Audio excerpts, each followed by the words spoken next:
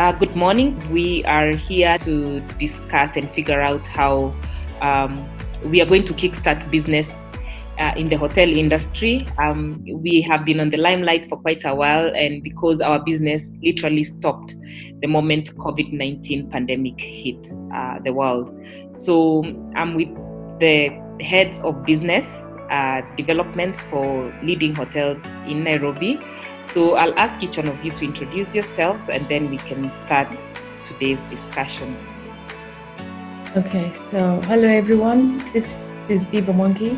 I am head of sales for Tribe Hotel and Trademark, both hotels in Gigiri. I'm looking forward to this session of the boardroom. Thanks, Anne. Hi everyone. My name is Maureen Ogola. I'm Director of Sales and Marketing at the Hilton Nairobi. I'm happy to join this session. I'm great to be with you and to see you guys again. Thank you. Good morning, everyone. My name is Ronald Romo, Director of Sales of Tradition Blue Hotel, Upper Hill, Nairobi. I look forward to the conversations and interactions for today. This is Peter Lale, leading the sales and marketing function at the Hotel Intercontinental Nairobi. Happy to meet the call. All right. Rosalind Duarte, Director of Sales and Marketing at Villa Rosa Kempinski and Olare Mara Kempinski. I'm happy to share on the insights from this conversation.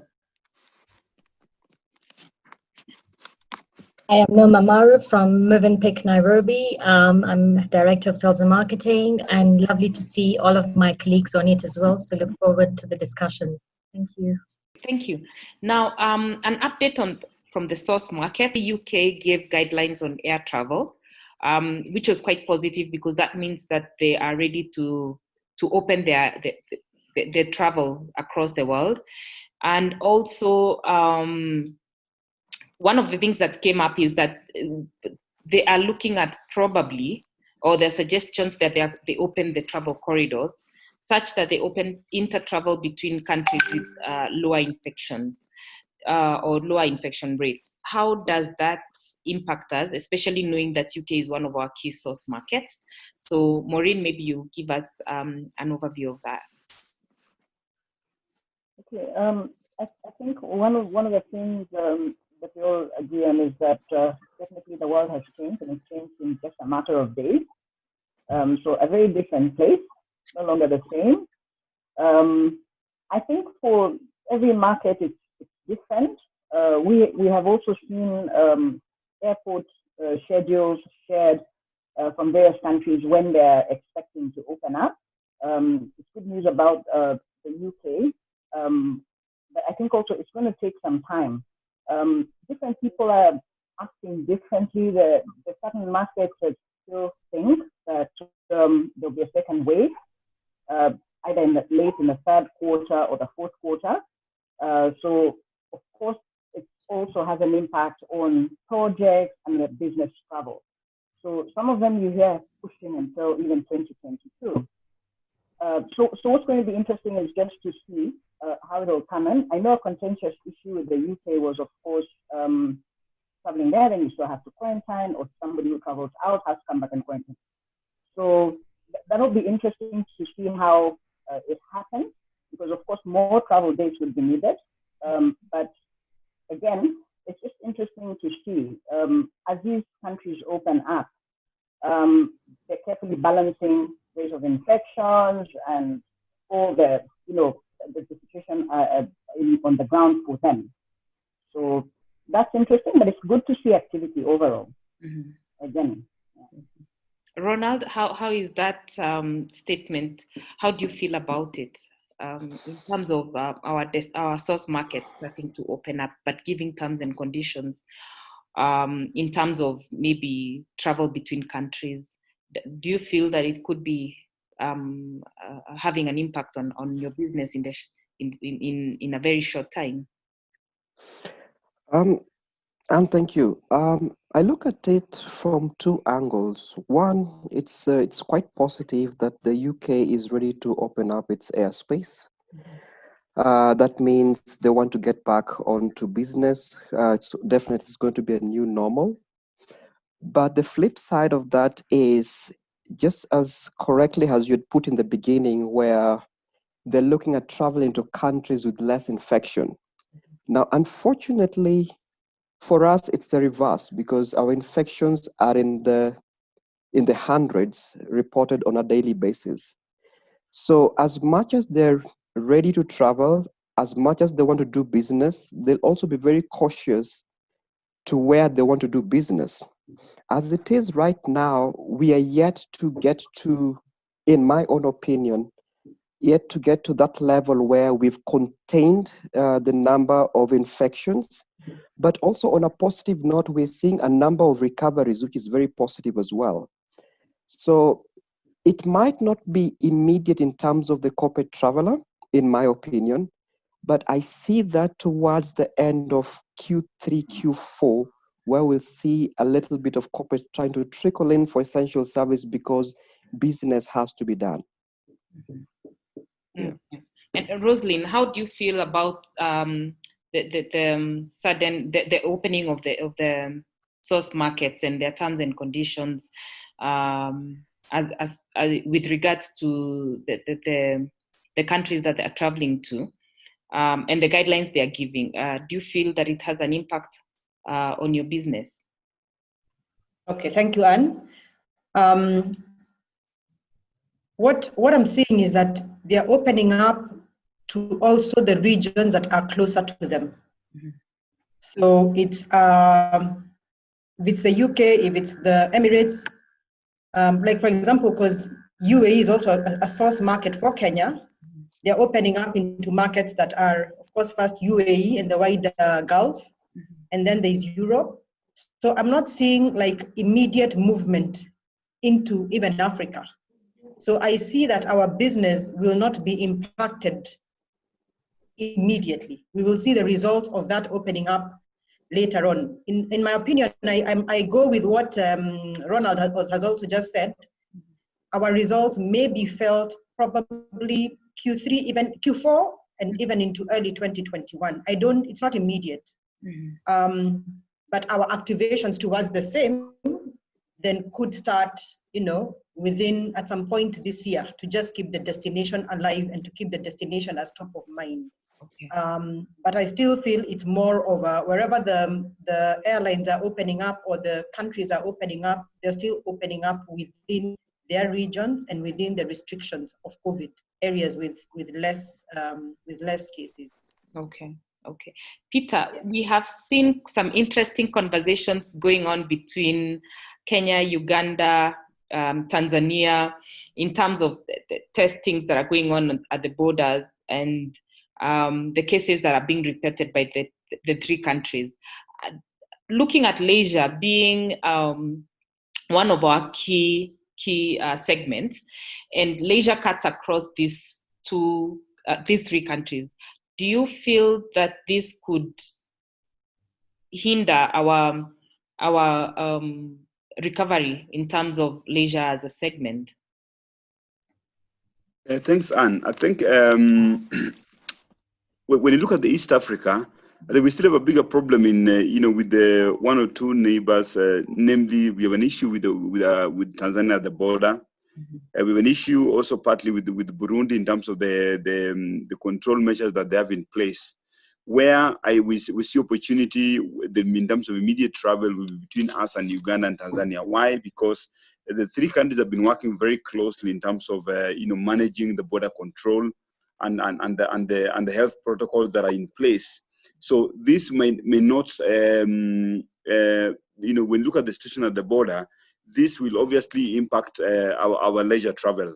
On the other hand, the airlines have not started operating, so the airlines are looking at operating more of domestic flights.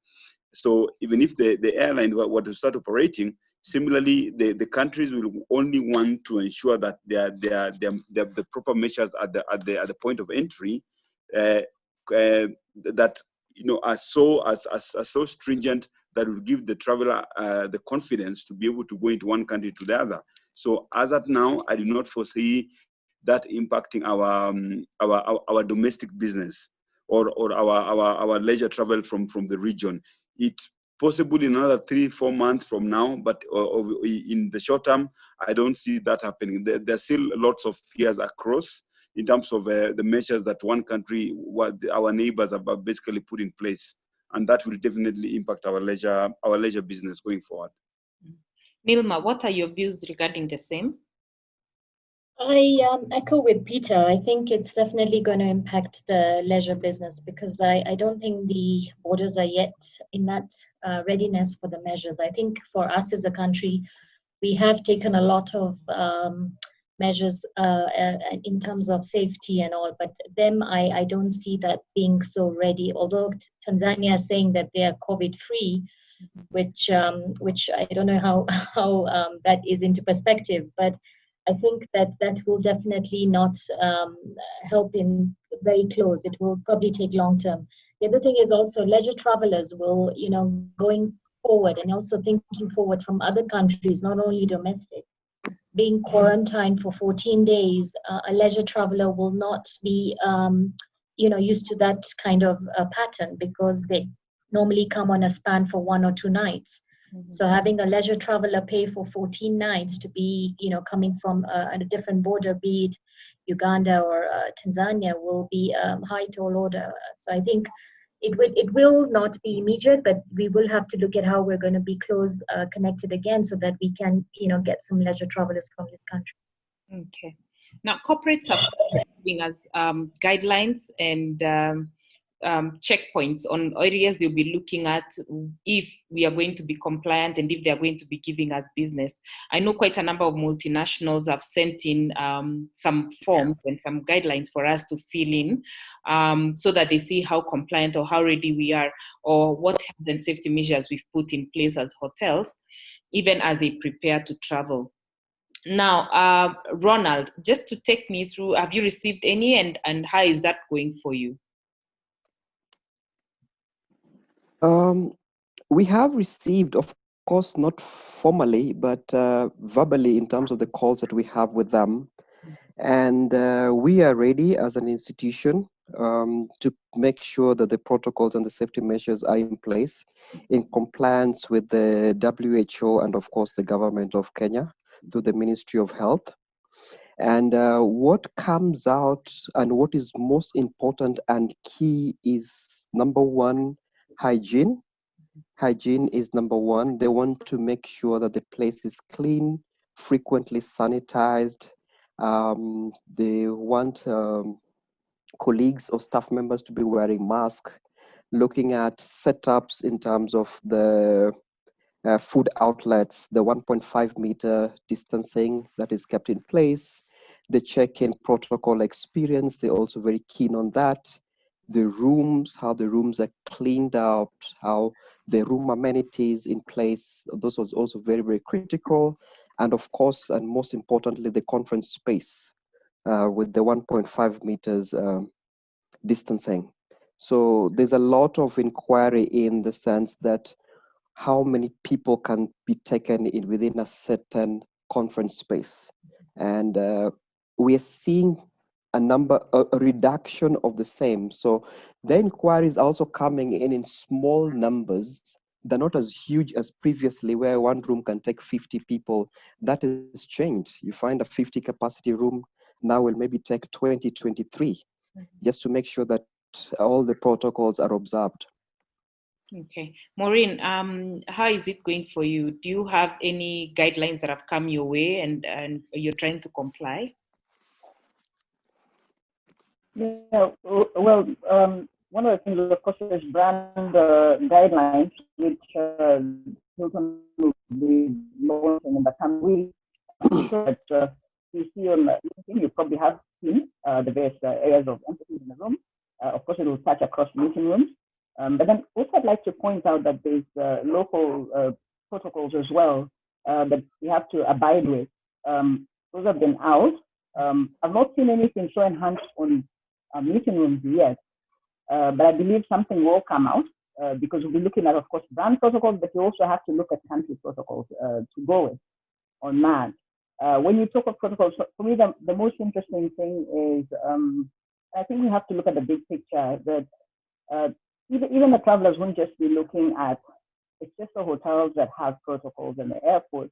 I think protocols have to be across the board for somebody to feel healthy and safe wherever they go, and in all they do. So that is going to be interesting to see. We've seen some countries actually have good protocols for every single area, because travelers, clients wouldn't just be coming to the hotels to do business, but they want to go shopping, they want to go out to the park, they want to do other things.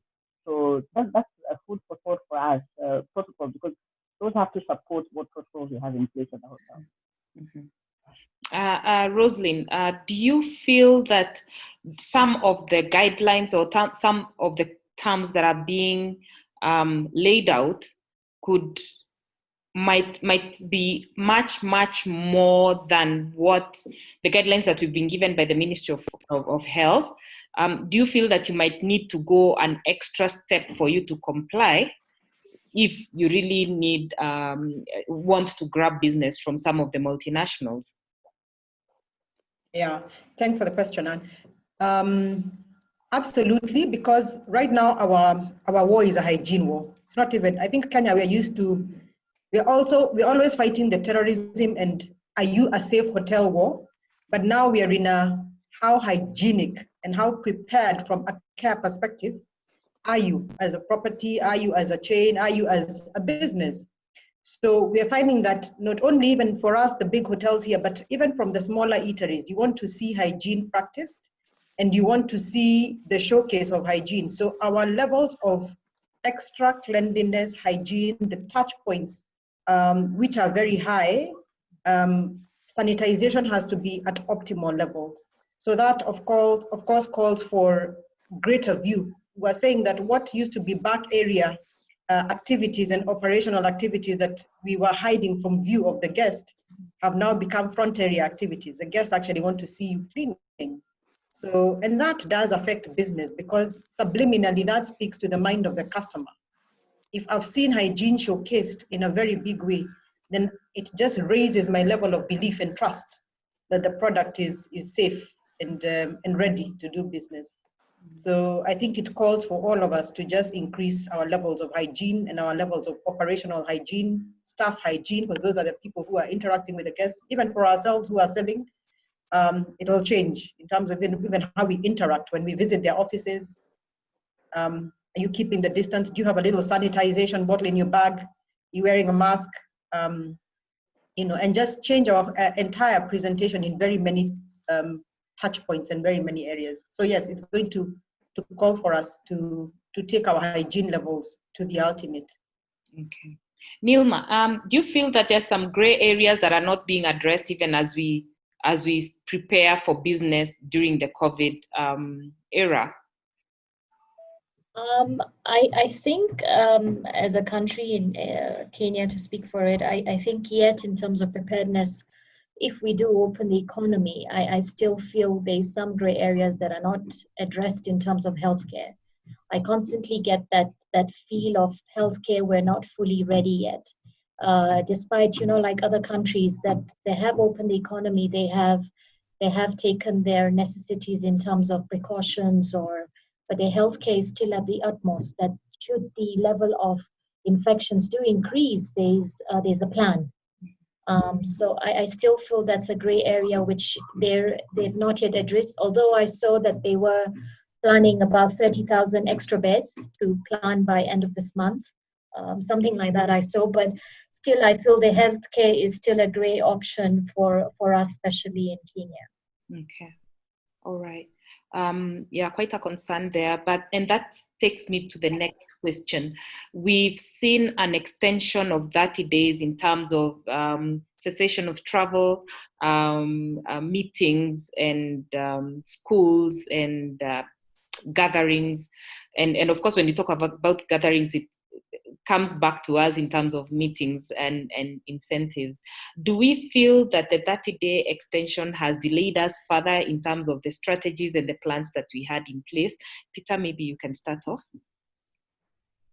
Thanks, Anne. And not quite, because when you look at, I don't think today we can say with a lot of confidence that as an industry, we are fully prepared to be able to open our doors for business. One is because the government has the measures that they basically indicated they're going to share with the hospitality industry. If they've been shared still there's an issue of testing and how quick can we be able to get our staff tested. So there'll be an issue of hygiene. So are we in a position where today we can be able to host a meeting as an industry where we can confidently say that all the hotels are fully prepared and ready to open their doors for meetings? I doubt it. We may need some time to be able to just to be able to meet the guidelines that have been set by the ministry. You know, things like social distancing, the setups within our outlets, the setups within the meeting rooms, the setups within even the rooms where the guests will sleep will need a lot more to be done. So the 30 days will just help us again in order to be able to get certain things going. But more than beyond that, I think that the bigger issues that needs to be dealt with at the back in order just to get the hotels ready for business. But at the moment, I don't think so. Okay. Eva, you have two properties, both city properties. You're within a mega shopping mall. You have lots of eateries going on. So there's a lot of movement that you need to have for you to be in business. How is it panning out for you? For us, so with the Tribe Hotel, we are under renovation. For Trademark, we never did shut. So with regards to the processes, we're already leaving the processes. We are implementing them for both rooms and meetings.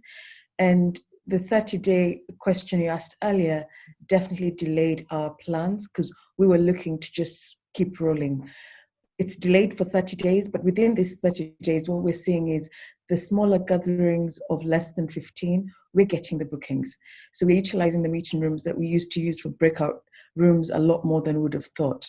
What really helps is our location being within the mall. So if people want to do just a small social birthday, we're getting those.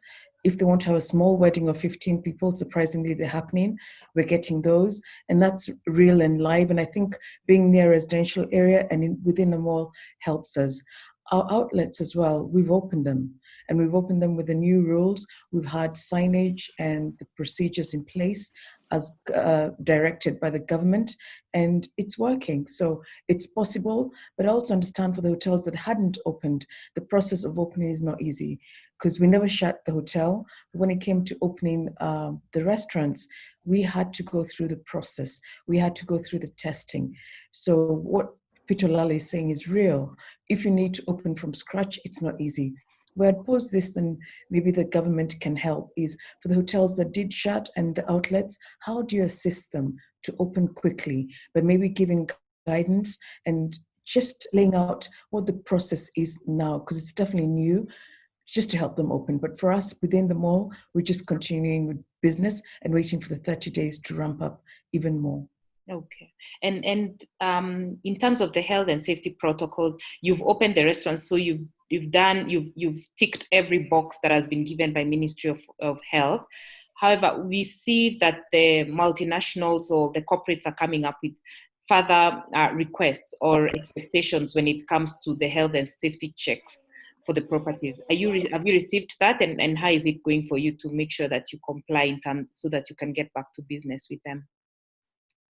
Yes, we have. Through our request for proposal tool that we use, we're getting corporate sending through the RFP. But when you go into the RFP, it's actually a questionnaire of answering, what have you done for your housekeeping team? How are they implementing these new rules? What certifications do you have?